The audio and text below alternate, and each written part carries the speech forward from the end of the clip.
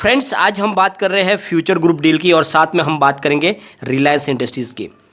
Friends, deal को लेकर supreme court ने एक बहुत बड़ा फैसला दिया है, बहुत बड़ा जजमेंट दिया है और जिस तरह से ये मामला अलग अलग अदालतों में चल रहा था उसके ऊपर एक बड़ी आज कार्रवाई हुई है सुप्रीम कोर्ट की ओर से। तो क्या है पूरा मामला और क्या जजमेंट उन्होंने दिया है और आगे इसका मामला कहाँ तक जाने वाला है, सारी की सारी संभावनाएं हम इस वीडियो के माध्यम से तलाशेंगे और इस बड़ी अपडेट के बाद में क्या फ़ायदा हो सकता है फ्यूचर ग्रुप की डील को जानेंगे इस वीडियो के माध्यम से। साथ में आज शेयरों में काफ़ी गिरावट थी, लेकिन गिरावट भी है, उसके पीछे जो वजह है गिरावट के पीछे वो है बाजार का सेंटीमेंट बिगड़ जाना।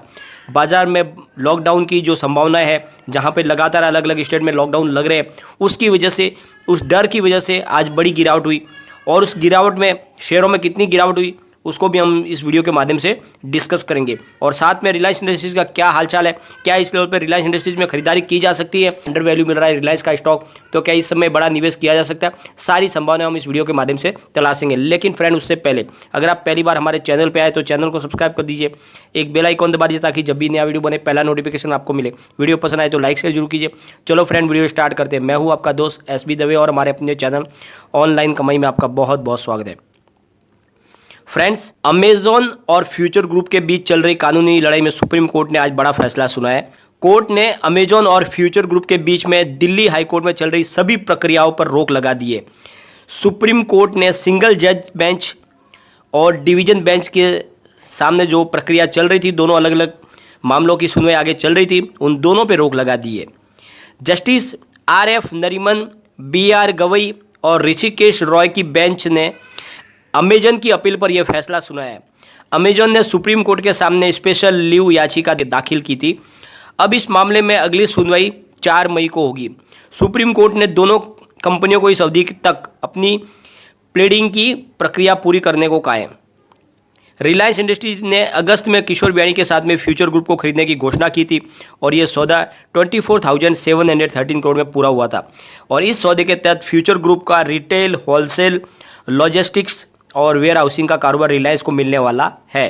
रिलायंस रिटेल वेंचर लिमिटेड और Reliance retail fashion lifestyle limited ने फ्यूचर ग्रुप के इन कारोबार को खरीदा है और इस सौदे को लेकर अमेजॉन और फ्यूचर ग्रुप के बीच में काफ़ी समय से जंग चल रही है, क्योंकि ई-कॉमर्स कंपनी अमेजॉन ने रिलायंस और फ्यूचर ग्रुप के बीच हुई डील को रोकने की काफ़ी समय से कोशिश जारी रखी हुई है। इसके लिए अमेजॉन ने फ्यूचर कूपन्स के बीच में हुई डील का हवाला दिया है और अमेजॉन का तर्क है कि 2019 में फ्यूचर यूनिट के एक अलग सौदे में यह क्लोज था कि फ्यूचर ग्रुप रिलायंस सहित प्रतिबंधित व्यक्तियों की सूचियों में किसी से भी अपना रिटेल का कारोबार नहीं बेच सकते।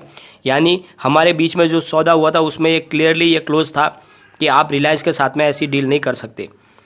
और रिलायंस फ्यूचर ग्रुप डील के विरोध में अमेजॉन ने ऑलरेडी सिंगापुर इंटरनेशनल कोर्ट में भी दरवाजा खटखटाया था और अदालत के एकमात्र मध्यस्थ VK राजा ने अमेजन की याचिका पर डील पर रोक लगा दी थी। हालांकि अभी अंतिम फैसला नहीं हुआ है और अब इस मामले की सुनवाई 3 सदस्यीय मध्यस्थता टीम कर रही है और इसमें एक फ्यूचर ग्रुप की तरफ से है, एक अमेजॉन की तरफ से और एक तटस्थ सदस्य है और ऐसे 3 ग्रुप की जो है सदस्य समिति है जो इसकी सुनवाई आगे कर रही है। 18 मार्च को दिल्ली हाईकोर्ट की सिंगल बेंच ने सिंगापुर की मध्यस्थता अदालत के अमेजॉन के पक्ष में हुए फैसले को सही ठहराया था।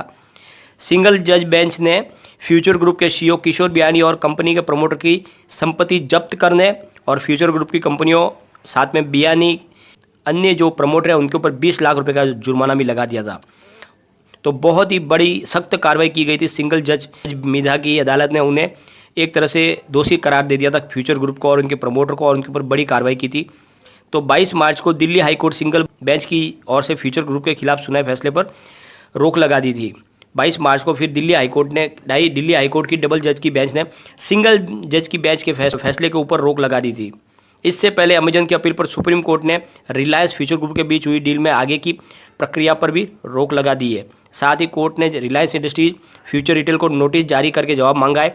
सुप्रीम कोर्ट ने रिलायंस इंडस्ट्रीज और फ्यूचर रिटेल के बीच हुए सौदे पर नेशनल कंपनी लॉ ट्रिब्यूनल यानी NCLT को भी कार्रवाई जारी रखने को कहा है, लेकिन सुप्रीम कोर्ट ने कहा है कि NCLT इस मामले का अंतिम फैसला नहीं करेगी जब तक कि सामने से इसका फैसला क्लियर ना हो जाए। जो भी सुनवाई होना है उसके पहले वो किसी भी तरह से नहीं कर सकते। तो एक तरह से सांप सीढ़ी का खेल चल रहा है फ्रेंड्स काफ़ी समय से। एक बार इसमें थोड़ी सी जीत जो है अमेजोन की होती है, फिर दूसरी जीत हो जाती है किशोर बियाणी की। तो इस तरह से लगातार ये मामला चल रहा है। तो इस तरह से मामला अब सुप्रीम कोर्ट के पास पहुंच चुका है और मामले की सुनवाई सुप्रीम कोर्ट से ही होगी। तो इसीलिए सुप्रीम कोर्ट ने जो दिल्ली हाई कोर्ट के जो सुनवाई अलग अलग हो रही थी सिंगल जज की बेंच के अंदर और साथ में डबल जज की बेंच के अंदर, उन सारी की सारी कार्रवाइयों को उन्होंने एक ही झटके में रोक लगा दी है।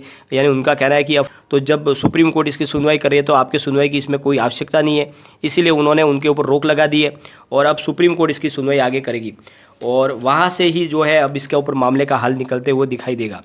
और इसके बीच में आपको पता ही है सुप्रीम कोर्ट के अंदर जो मामला जाने के बाद ही जैसे ये मामला अब थोड़ा सा और लंबा खींच रहा है, तो जो इसके जो लैंडर्स है उनको तकलीफ न पड़े, इसलिए ऑलरेडी कमिटमेंट किया किशोर बियाणी की तरफ से कि अगर ये डील बहुत ज़्यादा लंबी खींच गई और अगर ये मामला कोर्ट में लंबा चलेगा तो इस फाइनेंशियल ईयर के अंत तक मैं आपको 6,900 करोड़ रुपए चुकाऊंगा अपने छोटे स्टोर्स को बेच के। तो एक बड़ा कमिटमेंट उनकी तरफ से किया गया ताकि उनको भी थोड़ी शांति रहे। दूसरी बात, जो उसके लैंडर्स है जिन्होंने कर्ज दे के रखा है फ्यूचर ग्रुप को, उन बैंकों ने विश्वास जताया है कि हमें इस डील पे पूरा भरोसा है और ये डील होके रहेगी और इसलिए उन्होंने भी समय देने की बात कह दी है। ऊपर से रिलायंस ने भी इस डील को आगे बढ़ा दिया है। रिलायंस को पता है कि डील होने में समय लगेगा, इसलिए उन्होंने इसको डील को आगे बढ़ा दिया, एक्सटेंड कर दिया अपनी तरफ से। तो हर तरह से अपनी तरफ से कोशिश करें क्योंकि चाहते हैं सब कि ये डील फाइनल हो और पूरी तरह से हिंदुस्तानी कायदे कानून के अनुसार ही डील हो रही है।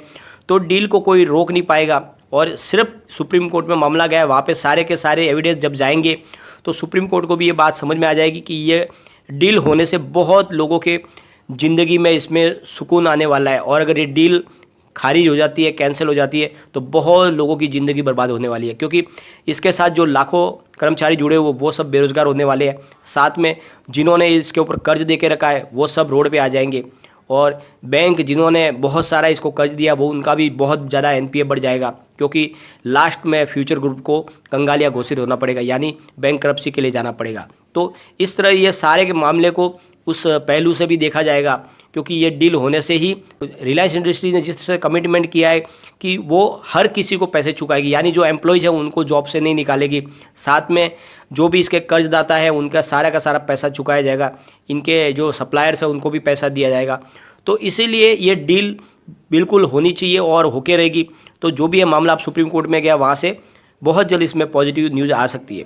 एक बार हम इसके आज के कारोबार को डिस्कस करेंगे। आज बहुत ही ज़्यादा भयंकर गिरावट थी बाजार में क्योंकि कोरोना की वजह से लगातार मामले बिगड़ रहे और इसलिए आज बड़ी गिरावट हुई है और उस गिरावट के दौर में थोड़ी सी गिरावट फ्यूचर ग्रुप के शेयरों में भी हुई है। तो फ्यूचर रिटेल की बात कर लेते हैं। स्टॉक ओपन हुआ 48 पर, हाई बनाई 50.30 की, लो में चला गया 47.05 के और एंड में जो क्लोजिंग दी वो है 47.50 पर, करीब 1.45% डाउन पर।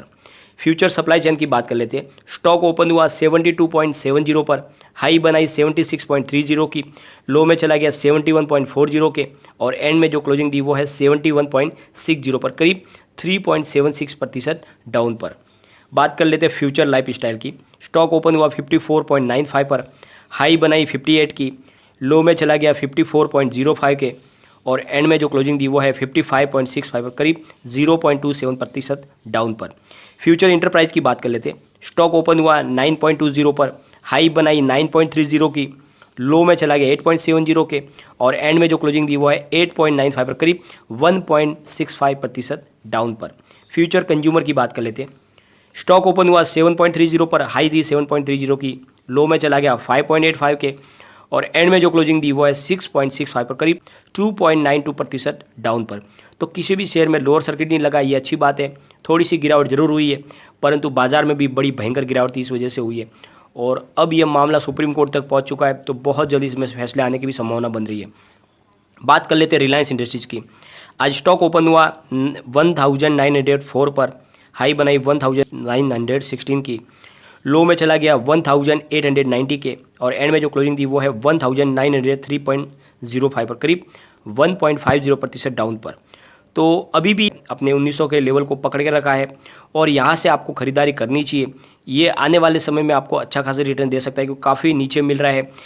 करीब 2 महीने से इसके स्टॉक में कोई बढ़त हुई नहीं है और जो प्राइस है वो बहुत ही ज़्यादा फेयर है। तो इस लेवल पे ख़रीदारी करते हो तो आने वाले समय में आपको अच्छा खासा रिटर्न मिल सकता है और जिस समय बाजार की दिशा किसी को पता ना हो, भयंकर गिरावट की संभावना हो रही हो, तो उस समय सेफ इन्वेस्टमेंट करना चाहिए। तो ये रिलायंस इंडस्ट्रीज़ का इन्वेस्टमेंट आपको सेफ इन्वेस्टमेंट है, जिसमें आपके ज़्यादा डूबने की संभावना नहीं है पैसों के, और निवेश पे आपको अच्छा खासा रिटर्न भी मिल सकता है। तो ऐसे में आपको इसमें रिलायंस इंडस्ट्रीज़ पे दाव लगाना चाहिए, और इसका कारोबार भी बहुत शानदार है और रिजल्ट अच्छा आने की पूरी संभावना है, तो इसमें निवेश किया जा सकता है। लेकिन फ्रेंड, कोई भी इन्वेस्टमेंट करने से पहले अपने फाइनेंशियल एडवाइजर से एक बार एडवाइस ले ले, या अपना खुद का रिसर्च करें, क्योंकि मैंने वीडियो आपके एजुकेशनल पर्पज़ के लिए ही बनाया। वीडियो पसंद आए तो लाइक शेयर जरूर कीजिए और चैनल को सब्सक्राइब कर दीजिए। Thank you friend.